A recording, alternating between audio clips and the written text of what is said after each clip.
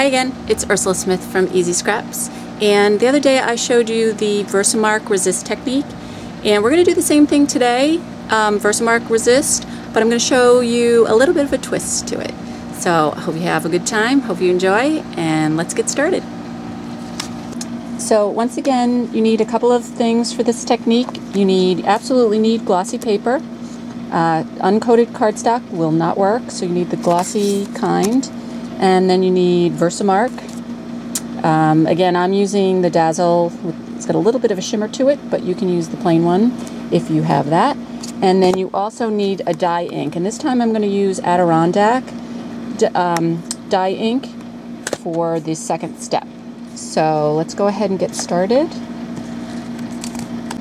So I'm going to use a big background stamp again.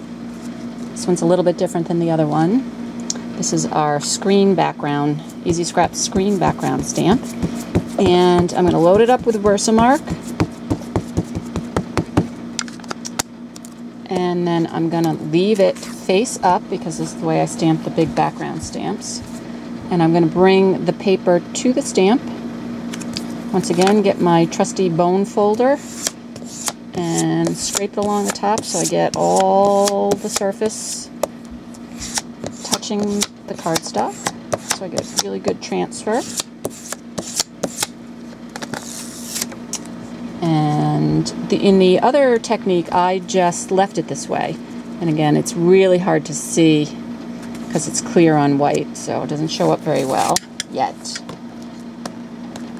But this time, rather than bringing the dye ink to it right now, I'm going to go ahead and ink another stamp. So you can do this multiple times. And generally when I do this, I kind of do a background, and then I gotta actually turn it this way. A background, and then maybe something that's got a little more kind of plain rubber to it, not super detailed. This one's a little bit smaller, so I can stamp normally. And same thing, it's clear on clear, so you don't see a lot of it. But now I'm going to bring the dye ink pad on top. Again, if you're doing this at home, you're going to let it rest for a minute or so. I'm just going to get it going right away so we can finish the video. And you're going to smear the ink around and then take some kind of cloth. I just use old baby wipes that are dry and wipe off the dye, and wherever the pigment ink is, it's going to resist the dye ink. And now you've got a really kind of cool looking background. You can put some doodads on it. I'd trim it down, mount it on a card. Quick and easy, but it looks kind of cool.